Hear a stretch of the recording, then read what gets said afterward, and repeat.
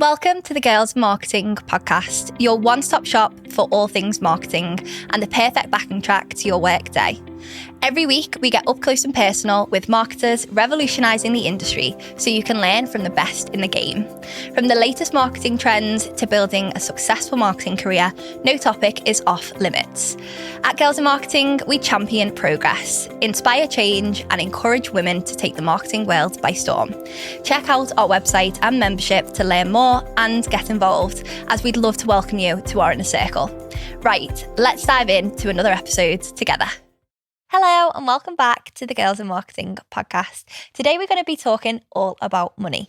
Now, 39% of UK adults actually don't feel comfortable managing their money. So we thought we'd kind of answer your question today. We put an Instagram story out and we're going to answer the questions. So what's the questions that we got? Yeah, so we got some questions about money, kind of various different questions really, from the marketing community that we put up on our Instagram stories. So the first one that came up quite a few times was in relation to freelancing alongside working in full-time employment in marketing.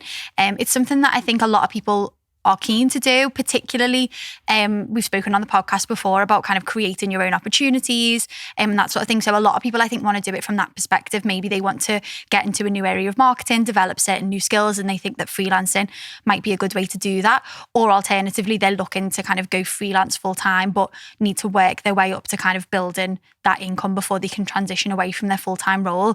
Quite a few people were interested in how to do that and what maybe kind of the risks, benefits might be associated with it. And I guess also maybe if we could talk a little bit about the logistics of doing it, how to set yourself up so that you do it kind of correctly and legally and things. I don't know if anyone's got any advice on it. Yeah, I think the first thing is to check your contract. So if you're okay, I think I want to freelance, it's look into your employment contract.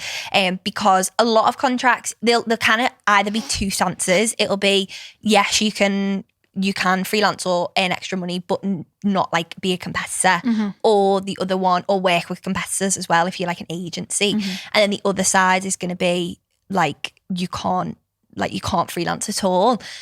I don't really know the percentage of what is one or the other, but I know that obviously a lot of employers are a lot more forthcoming with that now. So I would assume that it would be more on the other side, so you can but don't work with competitors sort of thing.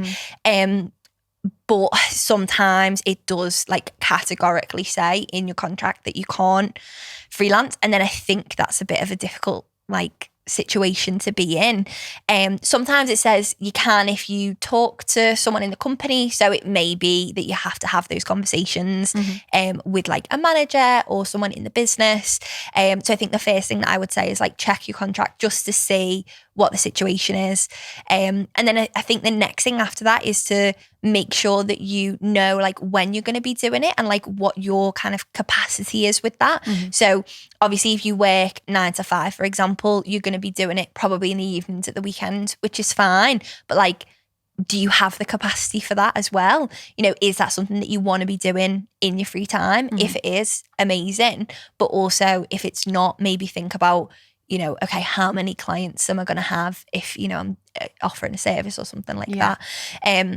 Because as well, that kind of comes down to pricing and stuff. So it's so difficult to actually get started. And I think so many people want to do it, but there's so many barriers to entry for people when you are working full time. So many things you've got to think about as well. So they're kind of the first two things that I would say. Yeah, so I think you're totally right about thinking about when you're going to do it, because I think you want to make sure that it's not at the detriment of your full-time role, particularly if it's a role that you actually really do enjoy and you want to keep, and maybe you're just doing it to gain some additional experience or a little bit of extra income, because you've got to think about, okay, when's my time? When can I commit to doing this freelancing? But I think one thing that a lot of people will forget is that it's not just actually delivering the work, it's the communication with the clients that you're working for as well. And if they want that communication to sit within Monday to Friday, 9 to 5, but your capacity is only Monday to Friday, 7 till 9, there's got to be quite a lot of I don't know, a bit of a miscommunication there, a little bit of a barrier. And, you know, they might find that it doesn't really work that way and they might not last that long. So I think it's kind of being as open with the prospective clients as well about your capacity when you go into it and making that clear too, because I know a lot of people have kind of said that that's a concern, and that's a reason why sometimes people's freelancing experiences haven't gone very well, because they underestimate what maybe the clients expect for them too while balancing a 9 to 5. So I think that's definitely one to think about. Yeah, this isn't necessarily related to money, but I also think the amount of people doing freelancing now compared to like what it used to be, especially people doing it alongside the 9 to 5, you just assume that it's like, oh, I can do that. Like everyone does it. Like so many people do it. It's fine. I'll be able to manage that. And you think, oh, now I've got one client, I can take on 2. And then all of a sudden it becomes really like, I think that communication piece is something that not a lot of people talk about. And that's the biggest thing that I found in terms of trying to juggle freelancing with full-time work. It's like that communication of being like, yeah, some clients do want the communication in office hours, but like you're not always available in office hours. So it's that thing of like trying to juggle it. And then it's like, is it worth the extra income for the extra stress that you get alongside that? Sometimes it obviously depends on your individual situation, but sometimes it's not. And I felt like for me, when I was freelancing, it wasn't. Did you know that 44% of full-time workers say they have a side hustle or passion project?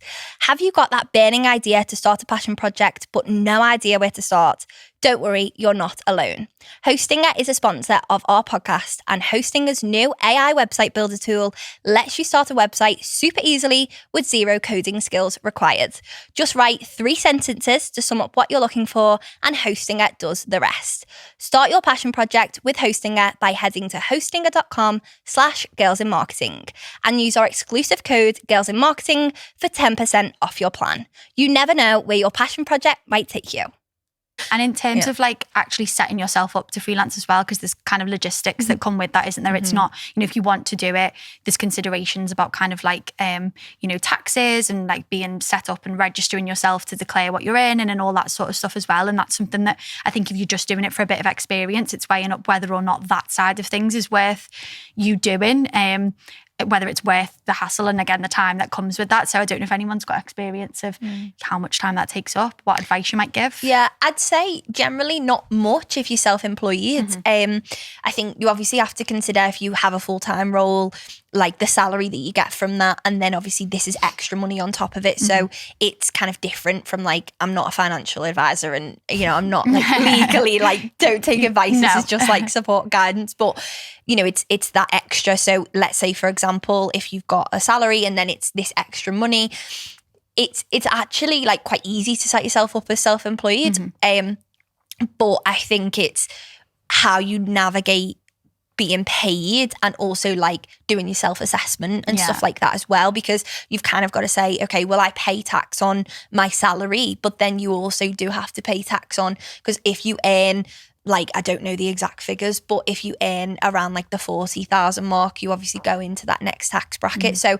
if you're earning a good amount in your kind of full-time role and then you're earning, you know, maybe a good few thousand off freelancing, then amazing, that's great. But like it might push some of that income into that next tax bracket, which is fine, but you've just got to be prepared for that. So I think do as much research as possible. Like when I was first getting into freelancing, I freelanced and then I worked full time and freelanced at the same time. So I already had a really good understanding of what like the money side of things was like from a freelancing perspective. But then it added a whole new mix when I started full-time work and freelancing at the same time, because there's so many other considerations when you think about like money as well.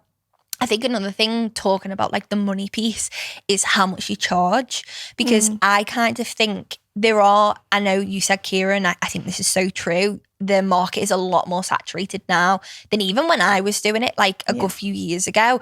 I think it's about understanding like how much you're going to actually charge and if it's worth it, because, you know, if you have a full-time role and you are maybe freelancing on the side, you've only got so many hours in a day. Like if you were freelancing between, let's say like 7 and 9, realistically, like you don't have that much free time. Like your time, I would say, is worth more because you only have that kind of time in the evenings, for example. So I think as well, like, don't undersell yourself. If you're gonna start charging, don't just say, oh yeah, I'm happy to do it for like £100. Like, I've spoken to members before who freelance and then they say, oh yeah, I'm charging this client like £100 a month, like genuinely for like all someone socials as well. Yeah, and it's like, oh yeah, I'm doing everything, I'm charging £100, I've got this full-time job, I feel really overwhelmed. And I'm like, you probably feel overwhelmed because you're charging £100 a month and a client is demanding you know, the world the world for that money.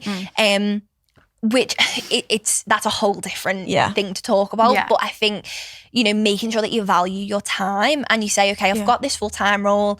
Actually, like, my experience and my expertise from a freelance perspective are worth whatever. And actually, like, only working with select people. And I think it's also a privilege as well. You know, if you're doing both at the same time, you don't have to necessarily take on like cheaper work. You can take on work that's worth more. So I think that's also something to consider at the same time. I think as well, in terms of pricing yourself as a freelancer, like, we get it all the time with the girls in marketing community. How do you price yourself as a freelancer? And that's the thing, like, you can't give advice as like a broadcast message because it's so individual to each individual. And also, it just completely depends on your situation. And so something that I found when I was freelancing is I used to charge like something stupid, like £10 an hour.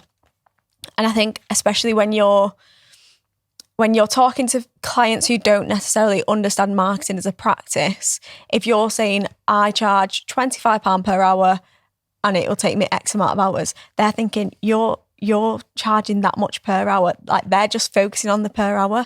Whereas I think sometimes if you put it into a package of like, this is what you'll get and this is how much it is, it's kind of processed a bit different for them people who don't understand marketing as much as a practice.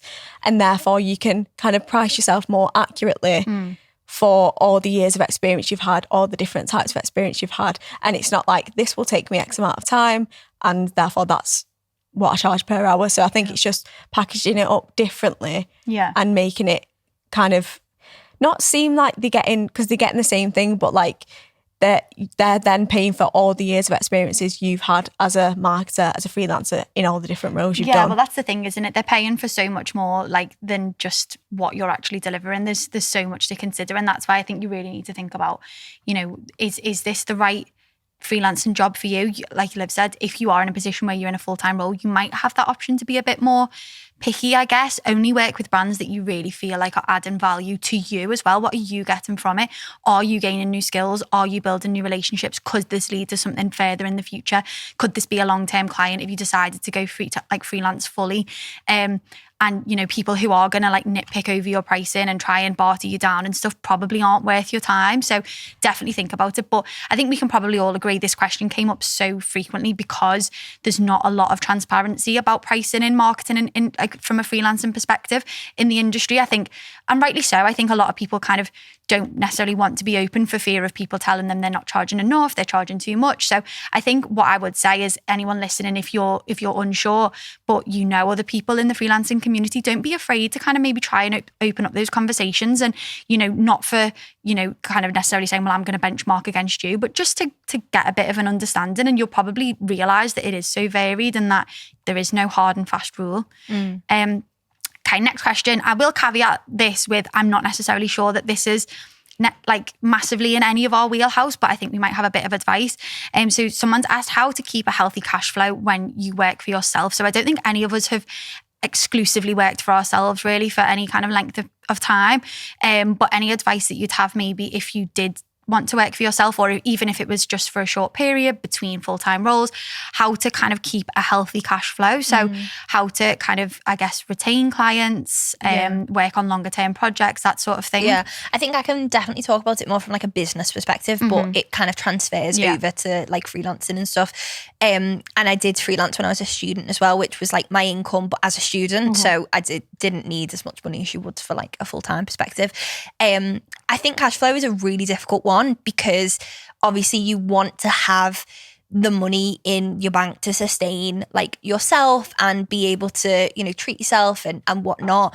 I think it depends what your current situation is. If you are a full-time freelancer who needs cash flow.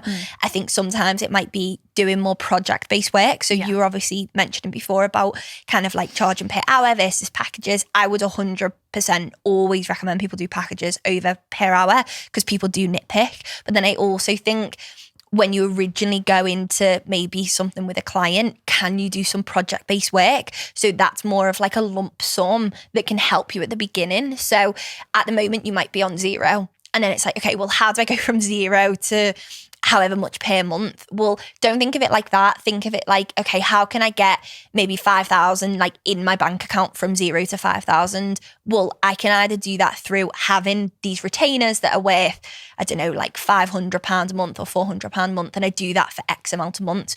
Or you can say, I'm going to do a project-based work with someone and I'm going to charge £2,000 or £1,000 or 3,000. And then I have to do 5, 3, 2 of those to get to wherever you want to be. That's kind of like how I've seen it before. When I freelanced, I did a range of project-based work and retainer-based work. Again, it depends kind of like what your niche is. So if you're kind of freelancing more in like social, it might be harder. But then again, you've got kind of like audits that you can do for people, or you could do more like consultant work rather than actually doing the social media. Whereas because I did a lot of like SEO and content, I could do kind of like big project-based work or also retainer as well. And sometimes a good thing with project-based work is that it will go on to be a retainer. So you might do a project and say, okay, it's this much for this project. That's a lump sum to help with that cash flow. And then, you know, maybe it's a retainer after that. So I think that's kind of like the main thing that I would say is maybe focus at the beginning on more project-based stuff, which also helps back to the other question, if you are working full-time, because it's not, you know, this client is forever now. It's, you know, this client's for the next 2 months and I'm going to work on it for the next 2 months. Yeah, I think that's a really, really good advice. This next question, kind of similar to like how to know how to price yourself as a freelancer, but kind of referring more to in-house roles.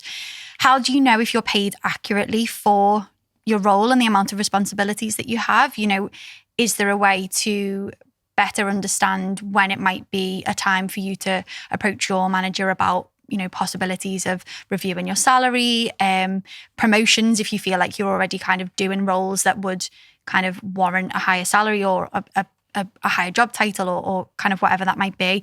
Any advice or any experiences on this? I know that we get quite a lot of questions from our community about this, so it doesn't surprise me that this one's cropped up. Yeah, I think this again is a hard one because 1, no one wants to talk about the salary, and 2, like, it's just so varied and so individual to every single person.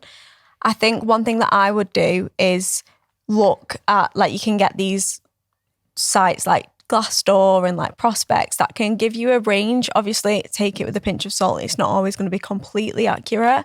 But I think if you, again, we were talking in like an episode kind of a few weeks back about marketing job titles and how varied they can be. And that's the thing, because marketing is so different and so broad compared, like company on company, it's so different that it is hard to kind of take them ranges for kind of that. But I do think, look at them ranges, but also there's obviously things that you can do in terms of self-reflection of think how long you've been in a job, how long has it been since your last pay rise, how long has it been since your last promotion. Them kind of things can kind of give you some sort of indication. And also I feel like it's, if you feel, sometimes it's, I hate to say gut feeling, but sometimes if you feel like you're absolutely stressed to the max and you're not getting a lot of return for it at the end of the month, then it can feel like that is an indication like you might need a job promotion. And I totally agree with you on the title thing. I think that it's a great way to gauge, you know, rough kind of average salaries in the industry. But I think it's also worth bearing in mind that like a manager role in any discipline or like a head of role in any discipline, those salaries are going to vary massively from one kind of global corporation brand to a smaller business or, you know, a more local brand or whatever it might be. So again, I think like we said in our previous episode, dig into kind of what the responsibilities of that role is, because you might be an SEO manager for your organisation and your roles might be one thing, and then that role in a bigger, more complex organisation might have a lot more responsibilities, and you might just on the face of it think, I'm not paid enough for this role, but actually it might be in terms of scale, massively, massively different. So I think it's just kind of, always being aware and looking, but approaching, kind of your manager or whatever when you do feel like Kira said, like there's a conversation to be had in whatever way. Yeah, and also kind of understanding your own progression. So with some companies, especially if it's more public sector or something like that, you'll kind of have a path that you can go down, and it's like, okay, well, this is the next step for you, even if it's like banded. Some public sector jobs are more banded or graded, so it can be like, this is the next for you. Sometimes it's about, okay, well, how do I get to that next step, whether it's a certain amount of time in the company or it could be roles, responsibilities. How do I take on those extra things? And I think it's so difficult when you are in that position to kind of say, how do I get to that next stage if, you're not being given the opportunity. So sometimes it's about, what can the employer give to me as an opportunity for me to grow as well, from like a career progression perspective. Because I've heard of so many people who do take on extra responsibilities, but then obviously they're not kind of compensated for it financially. But then is there a reason for that? Maybe having more open and transparent conversations with a manager or a stakeholder in the company to say, don't necessarily say, why aren't I being paid more? But you could say, these are kind of my responsibilities, taking on extra responsibilities. I'd love to chat about like being compensated, like how that kind of works. Because also it could be that you've said, let's do this. And then they've just said, oh yeah, sure, you can do that strategy. But then they haven't thought, we've got to have to compensate that person for it. So again, it's about understanding, okay, what your ideas are versus what other people's ideas are. And also like what the ROI of your role is, especially if it's kind of like a smaller company.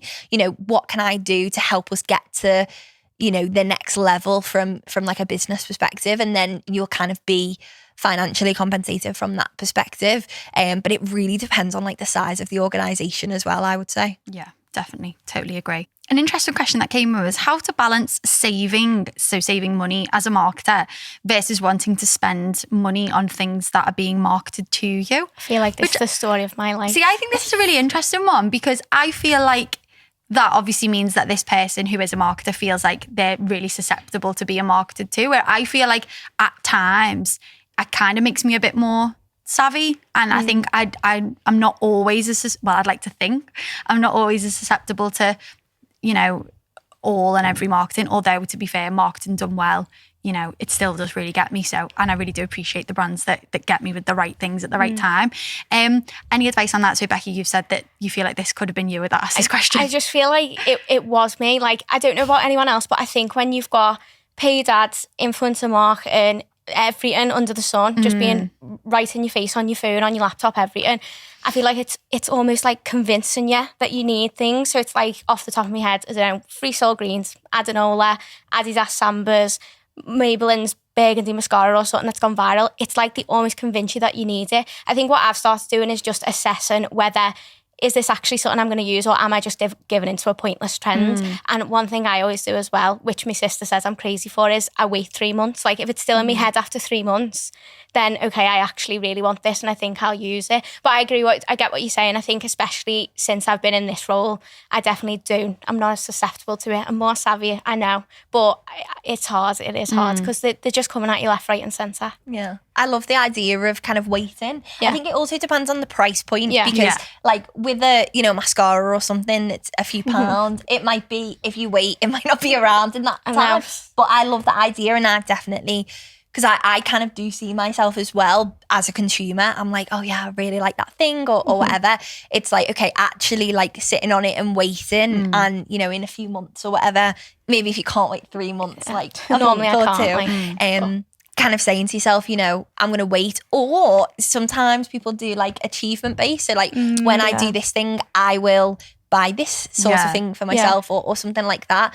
I think that's, you could even do it with savings. So we talked about savings. When I save £500, I'll treat myself to something that's worth £10 or £20 or something like that. You could do that. I would say that's always like a nice thing to do. Sometimes I say to myself, okay, when I get to this point, I'll buy Yeah. myself Yeah. something nice or, you know, something like that. I think that's always a good way to Yeah, balance like incentive Yeah. based, definitely. I think as well what you said about like, usually it depends on the price point, because if it's like just the mascara, like you might just get it, but then I think those are the ones that get you. They are. I think And they add the little things add up. I'm like that. I think I'm terrible for that with coffees. So what I've started to do, and I probably shouldn't have, because I was like, oh my God, like look back at my bank account at the that makes me previous feel month. sick. And I was like tallying up any payments. So like that were like, say for example, less than £10. So it might be like a concealer, a couple of coffees, whatever, and adding up that total and looking at what they are. And then being sort of like, were all of these things necessary? Were some of them impulse buys? A lot of the time, I think things like that are like TikTok shop. Yeah. And you're like, oh, it's a great deal. It's like only £8 or something. And the little things that trickle away. And then I think I could have saved, you know, like £146 this month that I've spent on coffees and random stuff. So I think sometimes they're the ones that get you. So maybe, don't know, doing a bit of like a reflection, Like an look at the past assessment. couple of months where you've spent those little amounts, and kind of seeing if there's a way of kind of Something I've heard as reducing well that. is you should think, if I can't buy it twice, I shouldn't buy it at all. And I use that as well. Yeah. What does that mean? Like if you can't buy a pair in the month, you haven't got enough if you haven't money got the to- budget to buy, say, a pair of specials, an Adidas special twice, you shouldn't buy it once. Yeah. So this is me with trainers every Oh, month. really? That's to try and like balance your cash flow yourself, Yeah. isn't it? Oh, that's interesting. So it's like that whole thing. So that's what I use. Yeah. There you go, Okay, I guys. like that approach. I've not heard that. I like that. And also, like, I think figuring out your non-negotiables as well. Because obviously you said about like adding up and like coffees and stuff. I used to do this in uni. So this is like budgeting as a student. I would say to myself, so my non-negotiable was I absolutely loved a coffee from like the uni cafe, right? And I was like, my non-negotiable is if I get this work done, I can have a coffee. So then if I bought the coffee, I was like, I've got to get the work done, like regardless. Yeah. Or I'd do it the other way around where I'd be like, if I get this work done, then it's kind of that treat yourself sort of thing. Yeah. But I think like that for me was a non-negotiable. I was Yeah. like, you know, at the end of the day, it's a treat, but I'm doing it and it's bettering my life. So Yeah. I think sometimes it's about adding those things up, but also sometimes it's like, you know, if you want that mascara or Yeah. if you want that concealer, True. get it, but maybe don't get it as often, Yeah. you know, or something like that. Or Yeah. wait until they run out. That's what I do as well. Yeah. I won't buy it unless I haven't got it. Like if it runs out, then I can buy another one. Yeah, but if So you've got a like fresh one sitting Yeah. there, you don't need the extra Because you one. waste stuff anyway, and it's Yeah. like you buy all these stuff and give into all these trends that you see online, Yeah. and then you just never use them, and you Yeah. just end up selling it on Vinted or throwing it away. I've seen this trend on TikTok recently. I don't know whether it is a trend, but I've just seen like a couple of people do it, which is really interesting, about like, was this thing that is like wild in marketing, was this thing that I've been marketed to worth it? And like, it's like odd muse dresses and like, oh, I can't even think. There was like Like there's the some- de-influencing trend a little bit, yeah, isn't it? Where it's like, almost. this And is like half the rubbish. time it's like, mate, I wouldn't probably buy this again. So Yeah. yeah. We've got time for probably one last question. So there was quite a few questions about this. It is money related, but it's more kind of employer funding and like how to ask employers for money and stuff. So if you're interested in doing kind of like paid development or kind of paid training opportunities and stuff, how to approach your employer to fund those, like how to go about it. Because I know that there are a lot of people, again, in our community who are really interested in engaging with training and development opportunities that would benefit themselves and their employers. How to go about kind of doing that and approaching those conversations. I think it's difficult because firstly, it's understanding if you have a budget. So asking those conversations, whether it's to like colleagues or a manager, just seeing like, do we have a professional development budget? And if you do, amazing. But if maybe they say, a lot of the time this will be the answer is like, yes, but if, you know, we can kind of unlock it at certain points or, you know, something like that. I think a good starting point, and so many of our community do this, is like free stuff. So like free courses or like our free programs that we do with Girls in Marketing, like free stuff first to show the value of your upskilling, and then you're getting better and then you can go on to paid. I think it's so difficult to just say, can I have this thing straight away? So we find a lot of the time with like our Girls in Marketing membership, people will do a program and then they'll say, oh, I really enjoyed, you know, that program. I'm going to go on and I'm going to pitch it to my employer and become a member. I think that's a great thing to do as well. Yeah. But kind of like show the value of training. Exactly. But I think being able to demonstrate that to the employer. So, maybe whoever it is that you're looking to do the training with, whether it is, for example, you're interested in like the Girls in Marketing membership, for example, but you think ideally from like a financial perspective, because it's my professional development, I'd love my employer to pay. Is there anything that organisation could do to help you demonstrate to your employer how valuable it is and what they will also get out of it? Because at the end of the day, that's often what your employer's thinking. Like ideally, if they're a really good employer, they want to do that for your kind of job satisfaction and stuff as well, because that it should be equal parts for your sake. But at the end of the day, a lot of the time they're going to be thinking, okay, if we're putting budget to this, what are we going to get back? So maybe ask the people who have the training or development opportunities, is there anything that you can help me to use and leverage in this conversation? How can I demonstrate to my employer that it's worth it? Yeah, or even like kind of like figuring out skills gaps. We developed a digital marketing skills audit that people can access and figure out your kind of strengths and like growth areas. And I think if you say, okay, well, this is an area, or maybe if the business needs an area of someone, we had a member that their company wanted to do more influencer marketing. So they were like, I'm going to do the influence marketing course in the membership. And then, they did that and then they were able to do the influence marketing for their company. So I think that's really great. It's kind of about saying, what are my strengths at the moment? What are the growth areas? What can I get better at? And also what will benefit the business? Even asking that conversation rather than just saying, oh, I really want to upskill or I really want to, do professional development, saying like, what do you want from me? Like, where do you see my role going? Where do you see, me in a year? And then they say, oh, well, we'd love for you to really venture out into this or that. And then you can say, okay, well, actually, I know that's a growth area of mine. Let's, can we invest in some training, whatever type of training it is for me to get better at that area. Yeah. And that's a wrap on another team episode. Before you forget, we'd love to make this a two-way conversation. Feel free to share your opinions on this episode with us on social media by tagging Girls in Marketing.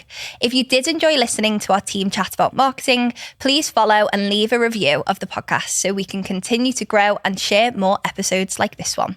Your support really does go a long way. We'll be back next week with another amazing episode, but until then, join in the conversation on social media. See you next week.